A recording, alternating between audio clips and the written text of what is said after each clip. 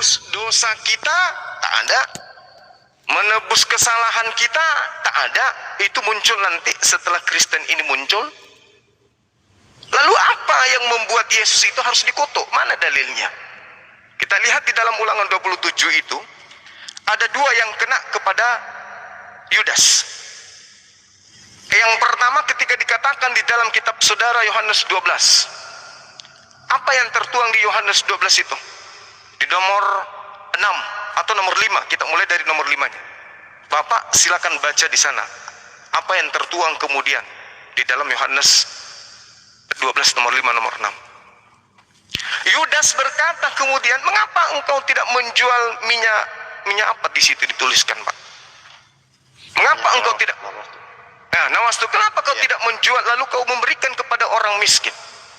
Sementara dikatakan Yudas melakukan itu bukan karena dia kemudian memperhatikan nasib orang miskin, bukan.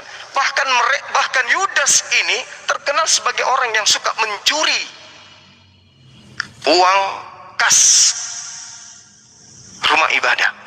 Nah, sedangkan kalau Bapak mengatakan Ulangan 27 itu harus tertulis seperti apa yang menyebabkan kemudian Yesus terkutuk, nggak ada satupun poin. Orang yang melebih-lebihkan ukuran tanah, orang yang membuat patung pahatan, orang yang kemudian berdosa kepada ibunya, orang yang meniduri istri ayahnya, orang yang kemudian tidak melakukan hukum Taurat dengan perbuatan, apalagi banyak hal kemudian di situ, tapi tidak ada satupun yang bisa menyentuh Yesus. Berarti tidak ada satupun hal yang menyebabkan Yesus itu bisa digantung di tiang salib.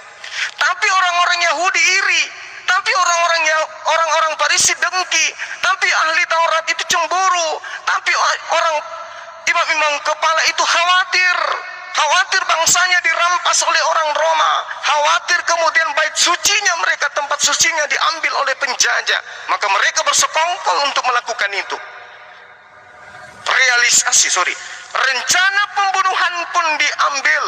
Mulai hari itu mereka bersepakat membunuh Yesus. Yohanes 11 nomor 53.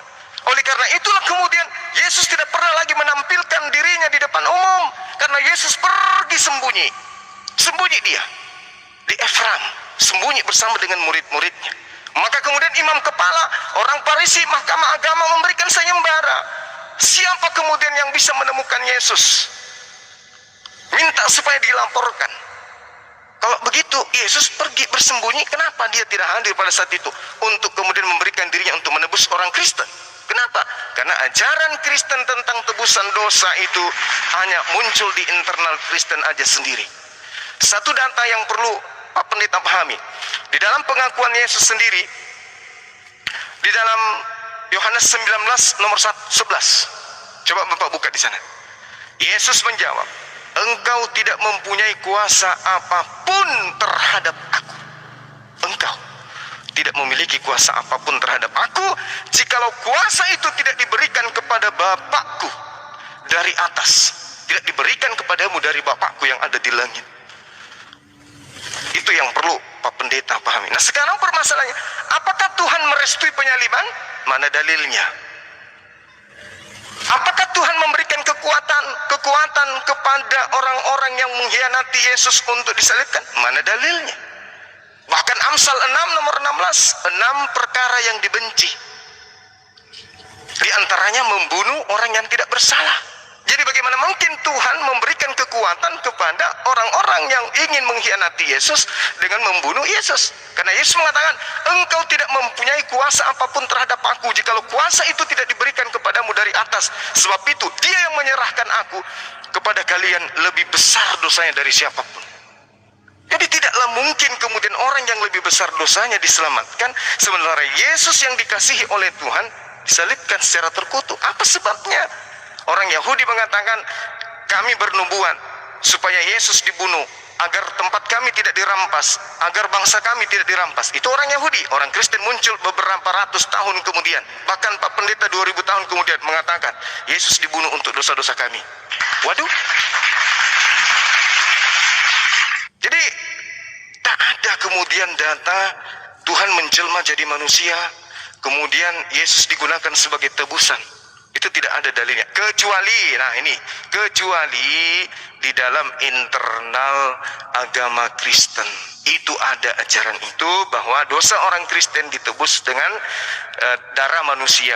Sedangkan di dalam Imamat 1 nomor 2, katakanlah kepada orang-orang Israel, apabila mereka ingin mempersembahkan kurban penebus dosa kepada Elohim, kepada Tuhan mereka, maka hendaklah mereka mempersembahkan hewan ternak, domba, kambing, sapi, lembu. Karena itulah kemudian orang Kristen tidak mau kalah. Orang yang disalib ini kemudian mereka sebut sebagai anak domba, supaya mereka menganggap dosa mereka itu ditebus dengan darah binatang, yaitu Yesus yang jelas bukan Yesus, tapi orang terkutuk. Saya kira begitu, Pak. Silakan.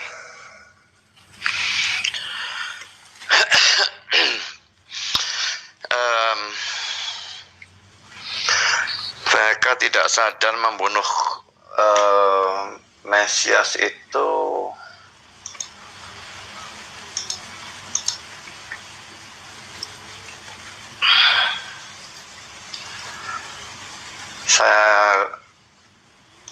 saya bacakan 1 Korintus 2 ayat yang ke-8 ya.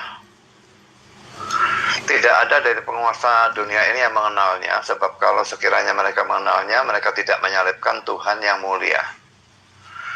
Jadi memang mereka tidak menyadari kalau yang mereka bunuh adalah Allah yang menjadi manusia. Kalau mereka menyadari itu adalah Allah yang menjadi manusia dan Mesias mereka sendiri, mereka tidak akan menyalibkan dia. Tapi kalau dalam faktanya mereka memang tidak menyadari dan tidak percaya Yesus adalah Mesias yang mereka nanti-nantikan selama ribuan tahun, dan Mesias adalah Allah yang menjadi manusia, mereka tidak percaya itu. Sampai sekarang Yahudi seperti itu. Mungkin hanya tidak ada 1% dari orang-orang Yahudi yang percaya menjadi orang Kristen. Jadi sangat sedikit yang percaya sampai sekarang. Dalil bahwa Yesus itu terkutuk sudah saya sebutkan secara implisit ya. Yesaya 53 ayat 4 sampai 6 itu ya.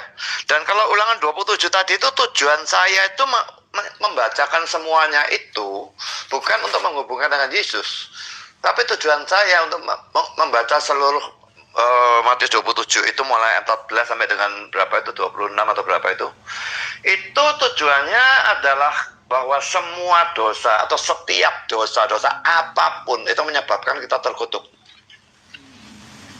Makanya digunakan dengan berbagai macam cara, tapi tujuannya untuk menunjukkan semua dosa itu membuat kita terkutuk. Dan dalam arti seperti itu, makanya tidak ada manusia yang tidak terkutuk. Karena tidak ada manusia yang tidak berdosa. Dan kalau Pak Suma selalu rasanya kayak heran ya, kenapa kok Yesus dibiarkan disalib padahal dia orang benar. Nah memang itu rencana Allah seperti itu. Kalau Tuhan tidak melakukan hal seperti itu, maka tidak ada keselamatan. Karena ingat, dalam Kristen itu tidak, pertama dipercaya bahwa sejak Adam jatuh ke dalam dosa, tidak ada satupun orang yang benar. Dan tidak ada satu orang pun yang bisa berbuat baik. Semua yang dosa melulu. Dan juga dalam kalangan Kristen tidak dipercaya bahwa perbuatan baik seandainya bisa dilakukan lalu bisa menutupi dosa. Karena itu tadi saya katakan, satu dosa saja, nggak peduli perbuatan baiknya 1 juta atau 1 miliar, satu dosa, Tuhan itu adil, harus dihukum, tidak bisa tidak. Tapi hukumannya harus dijatuhkan atau diterima oleh penggantinya, yaitu Yesus, atau diterima oleh orang yang berbuat dosa. Tinggal cuma mau pilih yang mana. Bagi orang yang percaya, atau saya orang percaya, maka dosa saya sudah dipikul oleh Yesus hukumannya. Tidak bisa dihukum lagi saya nih. Jadi itu semua tujuan keselamatan yang Tuhan mau buat itu rencana keselamatan dari Tuhan. Harus orang benar tentu saja. Kalau orang tidak benar disalib, dia mati. Loh, dia mati untuk dosanya sendiri. Justru dia harus orang suci, bukannya orang benar, orang suci murni, tidak ada dosa satupun. Baru dia bisa membayar dosa saya atau dihukum untuk dosa saya. Sama saja kalau ada orang berhutang, katakanlah si A berhutang kepada seseorang, kepada si B 1 miliar, dan si A tidak bisa bayar. Saya bisa membayar hutang dosanya si A itu kalau saya sendiri tidak punya hutang kepada si B. Seandainya saya seorang kaya, punya 1 triliun, dan saya kasihan kepada si A, sudahlah 1 miliar aku yang bayar, maka si B tidak akan bisa tagih lagi. Tapi kalau ternyata saya sendiri punya hutang pada si B, dan saya berkata, ini hutangnya si A saya bayar. Loh, nanti dulu kamu sendiri punya hutang kok. Ya kamu bayar untuk hutangmu sendiri. Jangan untuk hutangnya si A. Jadi yang mati di atas kayu salib itu memang harus orang benar, harus orang suci. Baru dia bisa mati menggantikan kita.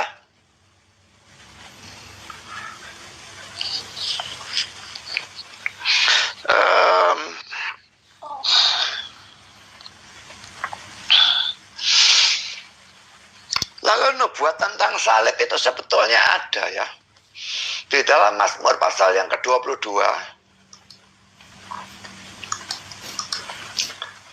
Kalau kita lihat ya, Mazmur pasal 22 ini adalah Messianic Psalm dalam bahasa Inggrisnya. Mazmur tentang Mesias ya. Dan dimulai dalam ayat 2-nya. Allahku, Allahku, mengapa engkau meninggalkan aku? Kata-kata itu diucapkan oleh Yesus di atas kayu salib kan. Ya. Lalu kalau kita melihat, ini memang tidak semuanya merupakan nubuat, tapi di sela-sela dari Mazmur 22 ini banyak sekali nubuat tentang Yesus. Dan saya tidak perlu membacakan semuanya.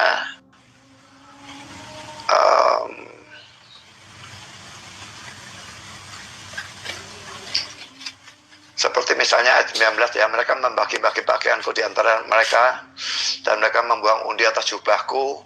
Itu sudah juga digenapi pada waktu Yesus salib. Memang ayat 17. Ayat 17-nya ya. Sebab anjing-anjing mengurumuni aku, gerombolan penjahat mengepung aku, mereka menusuk tangan dan kakiku. Itu menunjuk pada penyaliban kan. Tangan dan kaki Yesus jadi paku pada kayu salib. Jadi ini sudah dinubuatkan oleh Daud 1000 tahun sebelum Yesus lahir. Bagaimana Daud bisa tahu? Lalu ayat 16-nya, kekuatanku kering seperti beling, lidahku melekat pada langit-langit mulutku. Yesus memang kehausan, bukan main, dan dia berteriak, aku haus.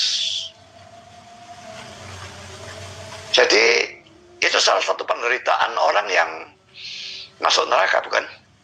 Kan neraka digambarkan sebagai lautan api. Kita ada di tempat yang panas, biasa saja kita kehausan kok. Apalagi di neraka. Orang kayak masuk neraka itu kehausan, minta 1 tetes air dari Lazarus. Tidak bisa. Dan Yesus menggantikan itu.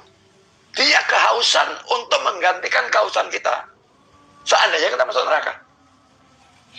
Sehingga kalau kita percaya Yesus, kita tidak usah kehausan masuk neraka. Kita tidak akan masuk neraka. Tidak mengalami kehausan.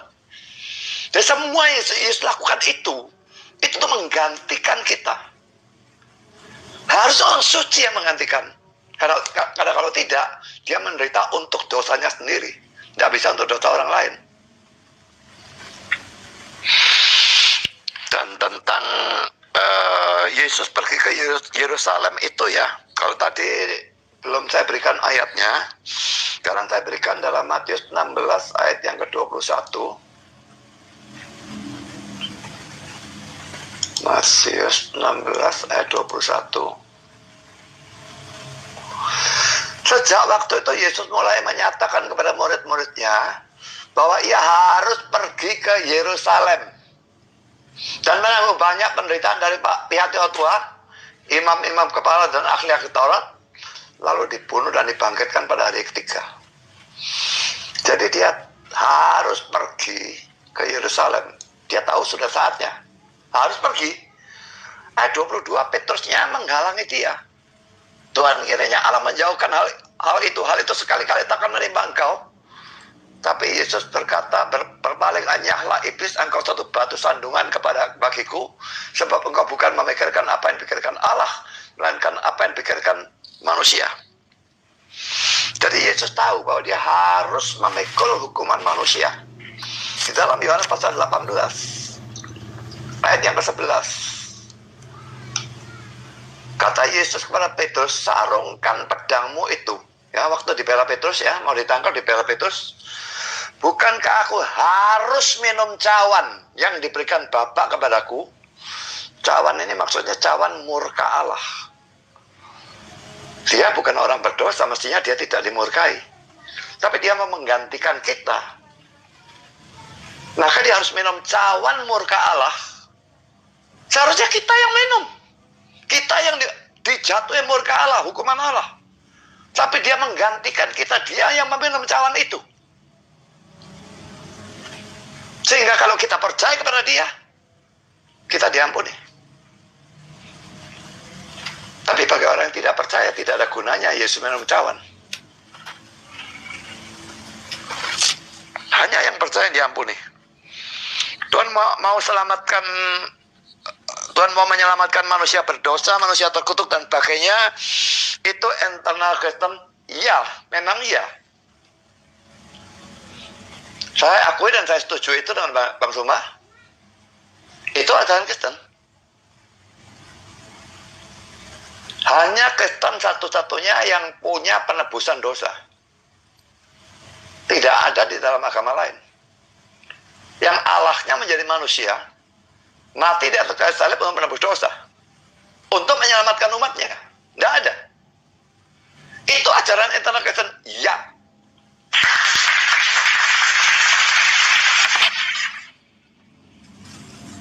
Dan kalau dikatakan, ya selalu Yesus mati di salib itu dihina ya oleh banyak orang Muslim. Saya tidak bilang semua ya, tapi banyak yang menghina Yesus mati di tiang gantungan, di tiang jemuran lah, apalah segala macam, telanjang, pakai cuma cawat dan sebagainya. Saya tidak malu punya Tuhan seperti itu. Saya bahkan sebaliknya bangga punya Tuhan yang mau menjadi manusia dan mati menggantikan saya. Karena kalau dia tidak melakukan itu, saya yakin saya akan masuk neraka selama-lamanya. Dan saya bersyukur juga bahwa dalam Kristen yang saya anggap sebagai kebenaran, tidak ada dosa dan perbuatan baik yang ditimbang. Kalau berat yang ini masuk surga, berat ini masuk neraka. Karena kalau saya menilai diri saya sendiri, kalau saya ditimbang seperti itu, saya yakin saya masuk neraka. Bagi orang yang tahu betapa kompleksnya dosa, mereka itu mestinya tahu, mereka itu dosanya itu luar biasa banyaknya. Saya berikan contoh satu saja. Kasihlah Tuhan Allahmu dengan segenap hati, segenap jiwa. Saya mengasihi Tuhan, tapi segenap hati, segenap jiwa itu 100%. Nggak mungkin saya bisa lakukan itu. Jadi kalau saya tidak melakukan itu, setiap detik saya berbuat dosa. Nah kalau dihitung dari satu hukum itu saja, setiap detik saya berbuat dosa. Dalam 1 menit saya berdosa 60 kali, dalam 1 jam 3.600, dalam 1 hari kalikan 24, dalam 1 tahun kalikan 365, dalam 10 tahun atau dalam 69 tahun hidup saya, berapa juta atau berapa, saya tidak tahu, saya tidak bisa ngitung. Itu dari satu hukum. Hukum lain lagi ditambahkan, kasihlah samamu seperti dirimu sendiri. Saya sebagai pendeta itu lebih tahu daripada jemaat saya kalau urusan firman.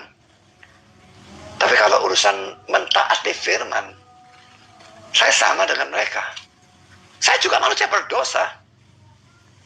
Tidak ada orang baik. Jadi kalau tidak ada penebusan Kristus, ya semua masuk neraka. Internal Kristen, ya memang internal Kristen. Ya, jadi memang hanya Kristen yang percaya ada penebusan dosa dan tidak ada perbuatan baik bisa menutup dosa. Jadi karena itu saya jadi Kristen. Barusan tadi ya diskusi ya di TikTok dengan satu orang Muslim, dan mereka katakan, kenapa sampai sekarang Pak Budi kok tidak jadi Islam gitulah, jadi Muslim lah. Loh ya, memang ajaran sangat berbeda, saya bilang. Saya percaya Yesus itu Allah sendiri, kalian tidak. Saya percaya Tritunggal, kalian tidak. Saya percaya keselamatan karena iman saja, kalian tidak. Dan untuk apa saya menjadi Muslim kalau saya dalam Kristen ini sudah punya keyakinan keselamatan? Karena penebusan itu saya tidak mungkin masuk neraka. Roma 8 ayat 1 itu memastikan ya tidak ada penghukuman bagi orang yang ada di dalam Kristus.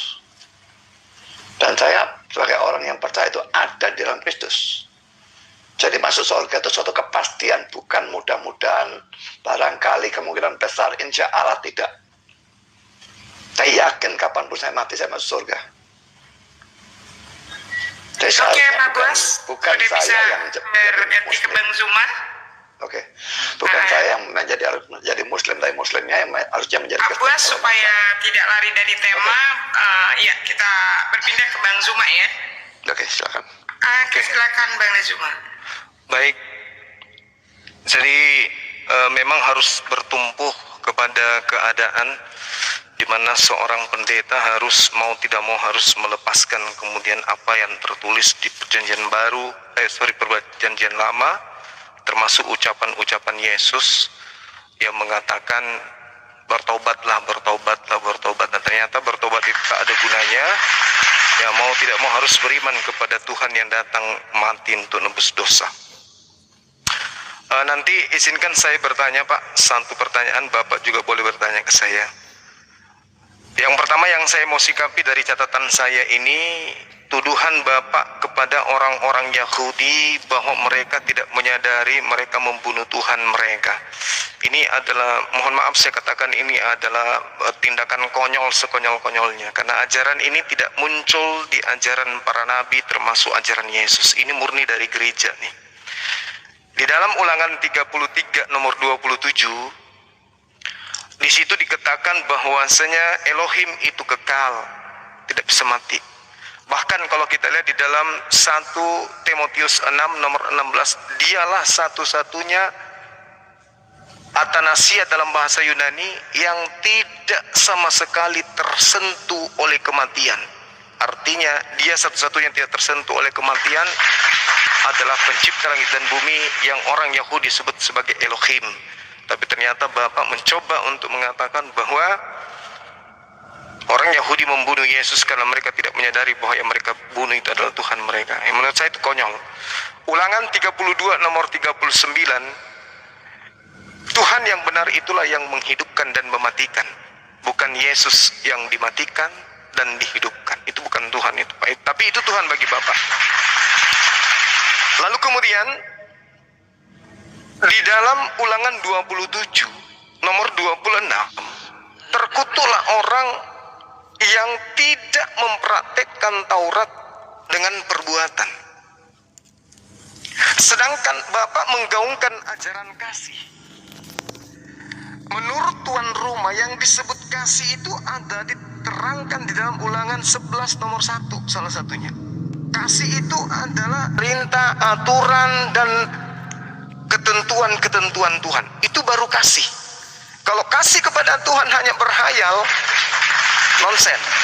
Karena ini dalil, kita harus berpacu kepada dalil, bukan asumsi, bukan imani saja.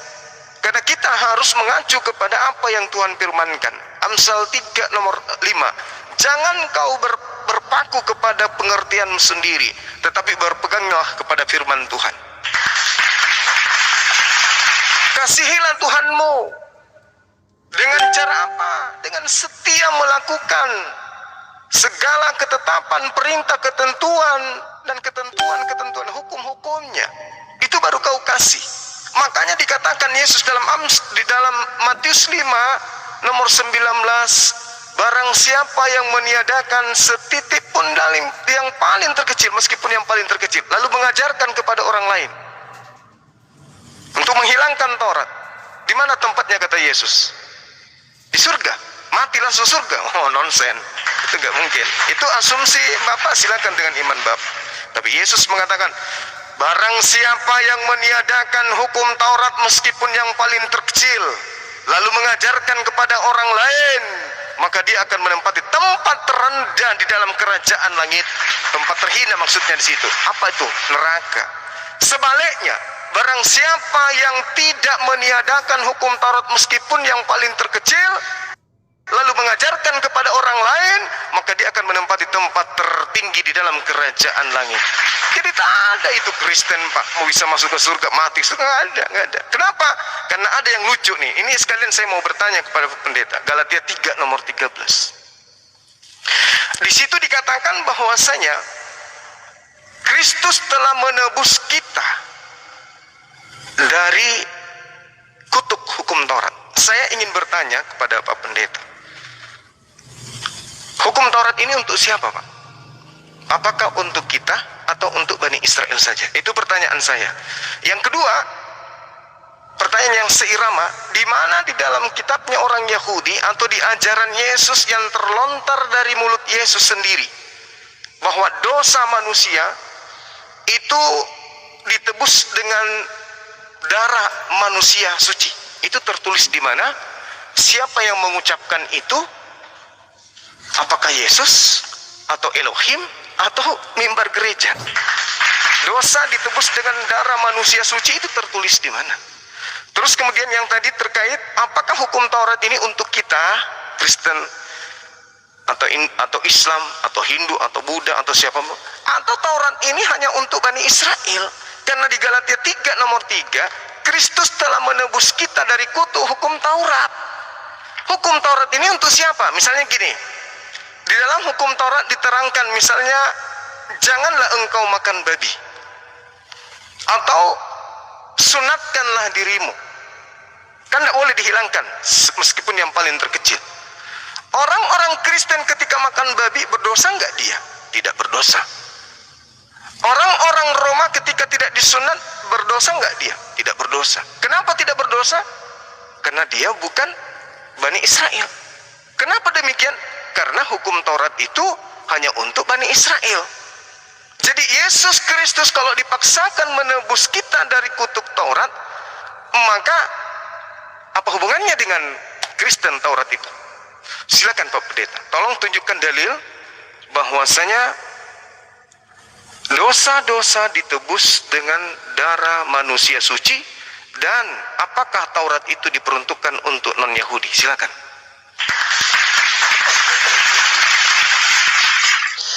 Oke, saya jawab dua pertanyaan utama itu lebih dulu ya.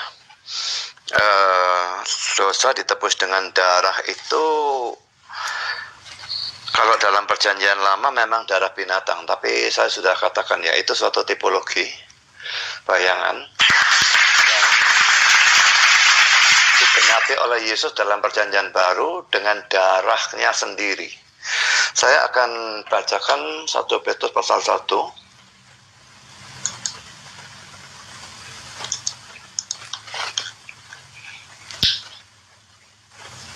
ayat 18 dan 19. Sebab kamu tahu bahwa kamu telah ditebus dari cara hidupmu yang sia-sia yang kamu warisi dari nenek moyangmu itu, bukan dengan barang yang fana, bukan pula dengan perak atau emas, melainkan dengan darah yang mahal, yaitu darah Kristus yang sama seperti darah anak domba yang tak bernoda dan tak bercacat.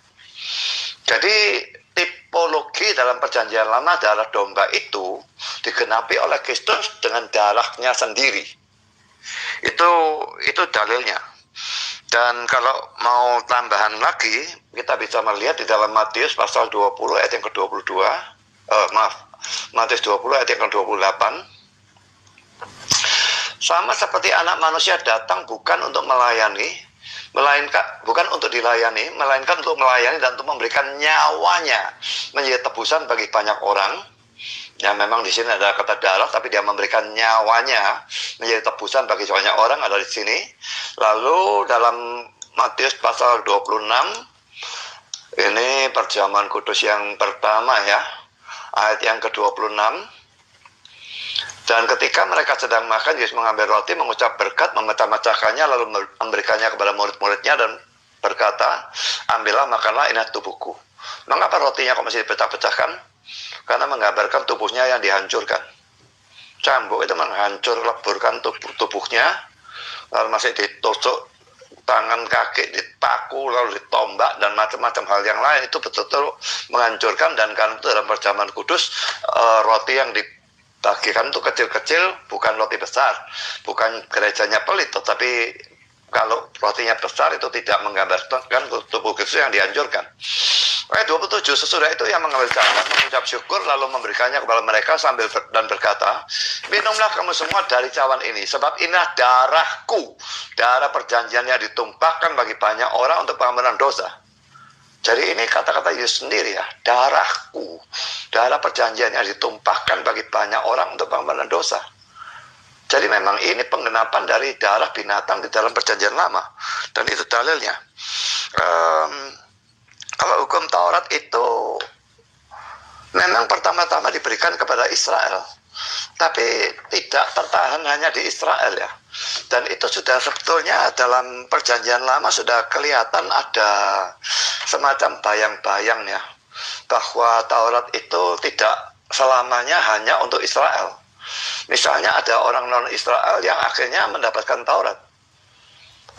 Naaman misalnya pada waktu minta disembuhkan, datang pada Nabi Elisa, dan akhirnya setelah dia sembuh, dia tidak mau menyembah dewa lagi, dia mau menyembah Yahweh yang adalah Allahnya Israel. Tidak mungkin dia hanya disembuhkan lalu tahu-tahu menyembah Yahweh, kalau dia tidak kenal Yahweh. Jadi sekalipun tidak diceritakan, pasti Elisa itu memberitakan, dalam tanda petik, memberitakan Injil kepada dia, memberitakan hukum Taurat kepada dia. Tidak bisa tidak. Sehingga dia lalu percaya kepada Yahweh. Tanpa mendengar, orang tidak mungkin bisa percaya. Zaman sekarang sama, kalau orang tidak pernah mendengar Injil, mereka binasa. Orang mendengar Injil, kalau mereka tetap tidak percaya, mereka binasa juga. Tapi orang Kristen makanya diharuskan memberitakan Injil kepada seadanya orang yang bisa dijangkau. Memang kalau saya sudah memberitakan Injil, saya setidaknya sudah melakukan kewajiban saya. Apakah orang itu percaya atau tidak percaya, itu urusan orang itu dengan Tuhan. Karena pertobatan itu bukan pekerjaan saya. Saya tugasnya cuma memberitakan Injil. Sama seperti dalam perjanjian lama, Taurat diberitakan. Ada bayangannya. Dalam perjanjian baru, lebih-lebih lagi. Penulis perjanjian baru banyak sekali mengutip dari perjanjian lama. Dan ditujukan kepada orang-orang non-Yahudi. Itu jelas sekali.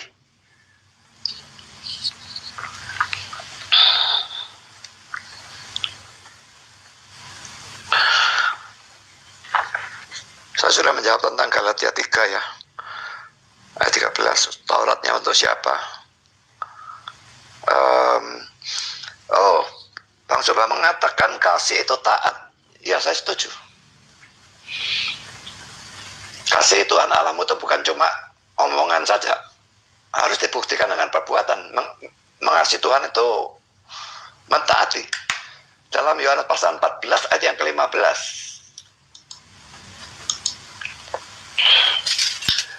Jikalau kamu mengasihi aku, kamu akan menuruti segala perintahku. Tapi tadi kan saya katakan, mengasihi Tuhan dengan segenap hati itu berarti kalau mau kasih itu mesti mentaati. Ya mesti mentaati segala perintah Tuhan tanpa kecuali. Dan itu yang saya tidak mungkin lakukan. Makanya saya katakan saya tidak bisa mengasihi Tuhan dengan segenap hati. Karena mengasihi dengan segenap hati berarti mentaati semua perintah Tuhan tanpa kecuali. Dan itu mustahil bagi saya. Saya tetap ada orang berdosa sampai saya mati. Pada saat saya mati dan sesaat setelah saya mati saya disempurnakan.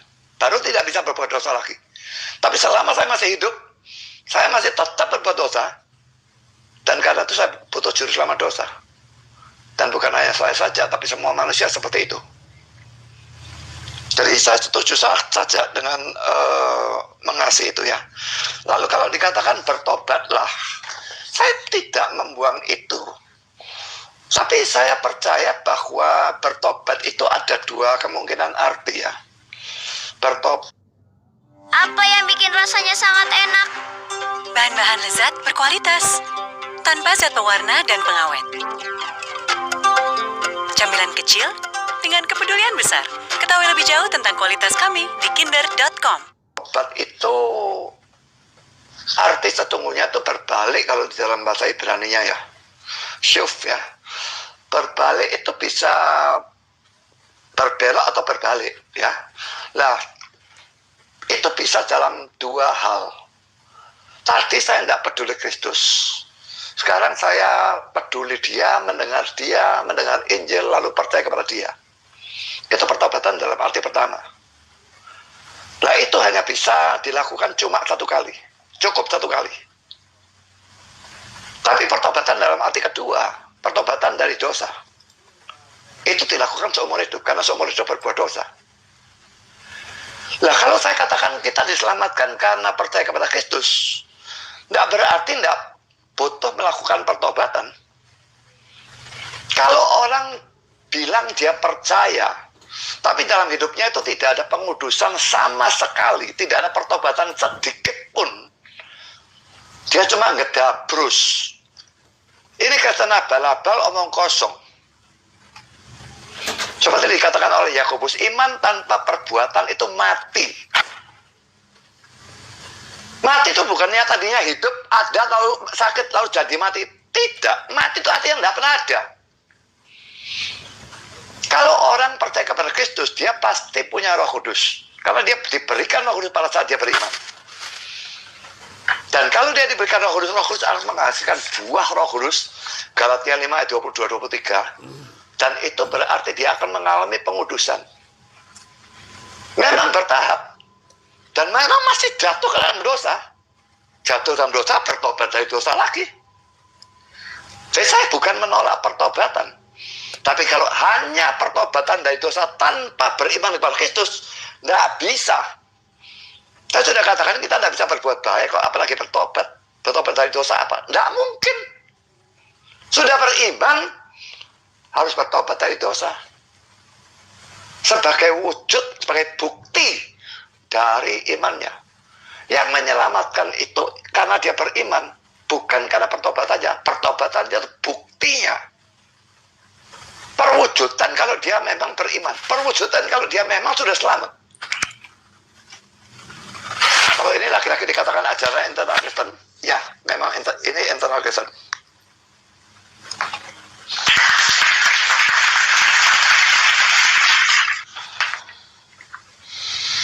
Oke, sunat dan makan babi dan sebagainya saya kira dulu sudah pernah saya jelaskan dalam debat-debat sebelumnya ya. Hukum seremonial itu berlaku sementara. Larangan makan, sunat, lalu hari raya Yahudi dan macam-macam hal yang lain, perjamuan Paskah, sembelih domba, bahkan imam, bahkan seluruh bait Allah dan sebagainya itu hukum upacara semua. Dan itu berlaku untuk sementara.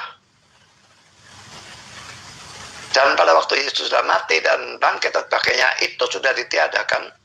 Efesus 2 ayat yang ke-15. Jadi kita tidak bisa menabrakkan ayat dengan ayat.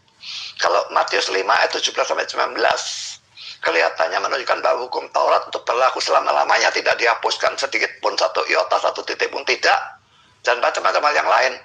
Tapi Efesus 2 ayat 15 berkata, hukum Taurat dibatalkan.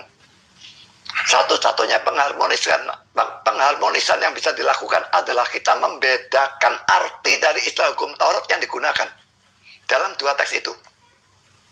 Kita tidak boleh menabrakkan ayat dengan ayat.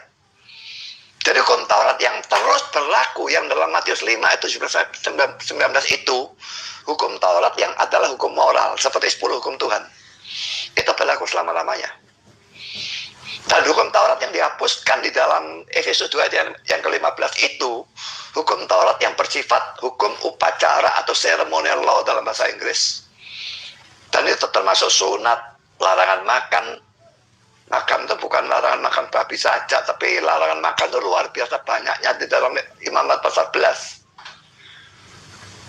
Dan najis tahir, perempuan menstruasi tidak boleh pergi berbakti kepada Tuhan atau apapun macam-macam hal yang seperti itu semua hukum seremonial. Dan pada waktu Yesus sudah mati di atas kayu salib, itu memang ditiadakan. Kadang-kadang yang ditiadakan itu bukannya ditiadakan total, tapi tindakan melaksanakannya itu yang tidak lagi diharuskan, tapi artinya bisa berlaku terus. Misalnya tidak ada pengampunan kalau tidak ada pencurahan darah ya. Dalam perjanjian lama darah binatang, dalam perjanjian baru terus berlaku tapi darah dari Yesus. Jadi kalau tindakan mengorbankan binatang buang memang, tapi dalam artinya tidak ada pengampunan dosa kalau tidak ada pencurahan darah. Sekarang darahnya Yesus itu berlaku selamanya. Sekian. Baik, Oke. silakan Bang Zuma ditanggapi. Baik, jadi sebenarnya gini, sahabat-sahabat sekalian, terkhusus kepada umat Islam ya, Allah Subhanahu wa Ta'ala menerangkan di dalam Al-Quran, wa makaru wa makarallah khairul makirin. Jadi orang-orang di luar Islam ini terkait dengan apa yang terjadi kepada Nabi Isa alaihissalam, membuat makar, membuat satu propaganda tipu daya, kemudian dibalas oleh Allah. Lalu kemudian Allah Subhanahu wa Ta'ala menjelaskan kemudian di ayat selanjutnya, di situ Allah mengatakan, maka adapun orang-orang kafir, orang-orang yang ingkar kepada Nabi Isa alaihissalam, kata Allah, aku akan mengasap mereka dengan asap yang sangat pedih. Bukan hanya di akhirat, tapi kata Allah itu adalah di dunia. Allah mengatakan, fa'ammal ladina kafaru au'azzibuhum azaban syadid fid dunya. Jadi di dunia mereka semua sudah diberikan siksaan yang amat pedih. Apa siksaan itu? Summun bukmun umyum fahum la yarjun. Hati, mata, pendengaran mereka kemudian tidak berfungsi. Sehingga dengan adanya dialog ini kemudian saya mohon maaf, saya harus mengatakan, ketika saya minta dalil kemudian tolong tunjukkan dalilnya di mana di kitabnya orang Yahudi dikatakan bahwasanya penebusan dosa dengan darah manusia suci. Apa kata saudara kita pendeta yang kita hormati? Tidak ada. Kalau tidak ada dalil menebus dosa dengan orang yang suci, dengan demikian yang mati di atas tiang salib bukan orang yang suci, melainkan orang yang terkutuk. Maka dengan demikian, karena dia bukan orang yang suci, maka dia adalah orang yang menerima suap, dia adalah orang fasik, dia adalah pengkhianat, dia adalah orang yang kemudian benar-benar dikutuk oleh Tuhan. Karena konsep yang muncul belakangan terkait dosa ditebus dengan darah manusia suci itu hanya ada di dalam kitabnya saudara-saudara Kristen kemudian. Di mana munculnya? Seperti yang diterangkan 1 Petrus 1 kemudian nomor 18, 19, kemudian di dalam Matius 20 nomor 28. Itu adalah kitab atau buku yang ditulis hampir 100 tahun setelah Yesus itu terangkat ke langit. Artinya penyaliban dengan penebusan dengan tujuan melepaskan orang Kristen dosa-dosa mereka dengan penyaliban adalah cerita yang dibuat belakangan muncul. Makanya saya katakan tragedi atau apa yang terjadi di tengah-tengah Bani Israel itu tak ada hubungannya dengan kitab suci mereka terkait dengan penebusan dosa. Kenapa? Di Imamat 1 nomor 2 ketika orang Yahudi seruannya, wahai orang Yahudi, berbicaralah kepada orang-orang Yahudi apabila mereka ingin mempersembahkan persembahan kurban penebus salah kepada Tuhan mereka, hendaklah mereka kemudian melakukan persembahan dengan hewan ternak, domba, kambing, sapi, lembu.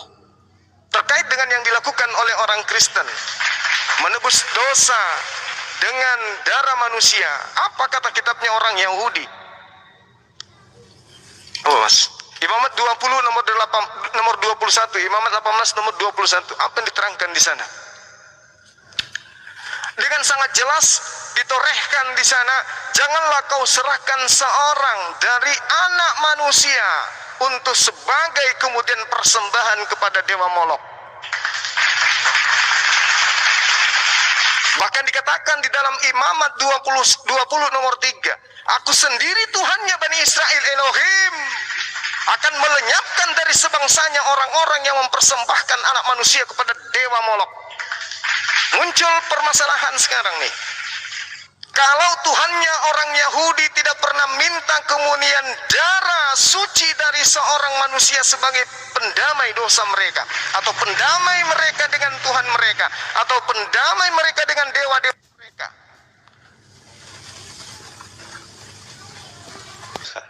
Ada aman. Iya. Iya, ternyata kemudian di dalam pengajaran yang terjadi kepada imannya teman-teman Kristen ini, itu tidak ada diajarkan bahwasanya penebusan darah itu harus dengan darah manusia. Dengan demikian, mereka teman-teman Kristen akan berhadapan dengan firman Elohim yang ada di dalam Imamat 18, Imamat 20, bahwa hanya orang yang menyembah kepada dewa Moloklah yang mempersembahkan darah manusia. Kenapa mereka mempersembahkan darah anak mereka? Karena mereka mempersembahkan anak yang suci, anak yang kemudian darahnya dianggap suci. Ini masalah besar. Ini masalah besar. Kemudian dikatakan lagi oleh saudara kita Pak Pendeta, Taurat itu tidak ada untuk non-Yahudi. Tak ada dalil. Dengan kata lain, lagi-lagi gugur Galatia 3 nomor 13, Kristus mati untuk menebus kita dari kutuk Taurat, sebab ada tertulis, terkutuklah orang yang mati di atas kayu salib. Ini lagi-lagi tidak ada dalilnya bahwa hukum Taurat itu untuk orang Kristen. Kalau tidak ada dalilnya untuk orang Kristen Taurat itu, sia-sialah orang terkutuk ini mati di atas tiang salib untuk menebus hukum Taurat untuk orang Kristen. Karena Taurat itu bukan untuk Kristen, Taurat itu untuk Bani Israel. Jadi kalaupun dipaksakan Yesus mati di atas tiang salib untuk menebus dari kutuk Taurat, maka yang ditebus dari kutuk Taurat itu adalah Bani Israel, bukan orang Kristen. Karena hukum Taurat itu hanya untuk Bani Israel. Siapa yang berutang di BRI, ketika ditebus utangnya, maka utang yang ditebus itu adalah utangnya si yang berutang. Misalnya Santo Asidi punya utang di BRI, ketika ditebus utang itu di BRI, maka utang yang lunas adalah utangnya Santo, bukan utang aku. Jadi ketika Taurat itu adalah untuk Bani Israel, ditebus oleh darah manusia menurut iman Kristen, maka yang ditebus dari Taurat ini, kutuk Taurat ini adalah Bani Israel saja. Bani Israel saja. Jadi tidak ada kemudian alasan untuk kemudian menjadikan bahwasanya darah Yesus sebagai penebusan dosa, orang ini mati terkutuk untuk Taurat di atas tiang salib. Dua poin ini gugur. Saya rasa sudah jelas sekali diskusi kita bahwasanya penyaliban terjadi, tidak ada dalilnya darah manusia yang suci harus mati di atas tiang salib. Kemudian Taurat yang orang mati untuk menebus kutuk Taurat juga tidak ada dalilnya. Maka dengan demikian, apalagi yang harus kita diskusikan? Ternyata yang mati di atas tiang salib bukanlah orang yang suci. Demikian.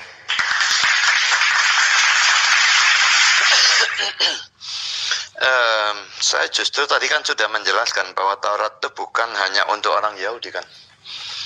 Kalau Bang Suma mengatakan bahwa tidak ada dalilnya. Bisa dalilnya, Pak? Dalam perjanjian lama sudah ada bayang-bayangnya, seperti misalnya bayang-bayang contoh tadi. Kalau dalam perjanjian baru ya jelas, karena penulis perjanjian baru mengutip hukum Taurat itu dan menunjukkan kepada orang-orang non-Yahudi, itu dalilnya. Ya sudah saya berikan sebetulnya dalilnya ya. Oke. Dan hukum moral itu ya, Kalau hukum seremonial itu bisa hanya untuk Yahudi atau orang yang diyahudikan ya. Tapi kalau hukum moral itu berlaku mesti untuk semua manusia, tidak bisa tidak. Jangan berzina, jangan membunuh. Itu hukum moral untuk semua manusia. Tidak memungkinkan itu dibatasi hanya untuk bangsa Yahudi.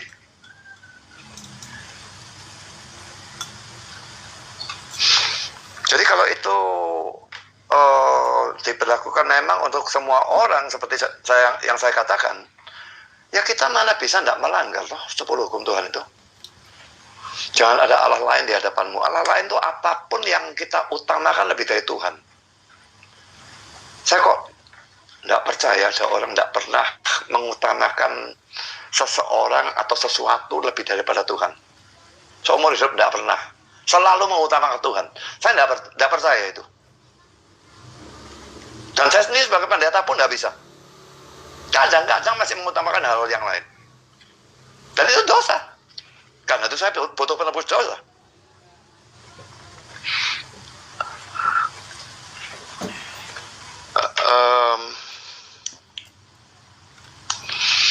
Jadi PL darah binatang dan PB darah Yesus.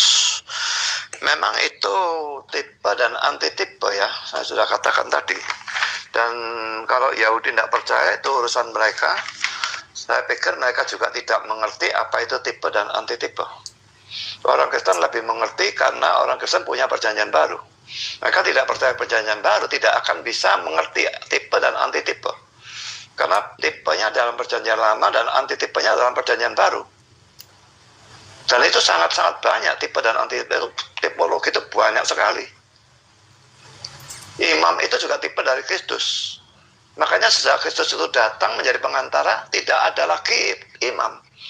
Kalau ada suatu aliran Kristen yang masih punya imam, bagi saya aliran itu sesat.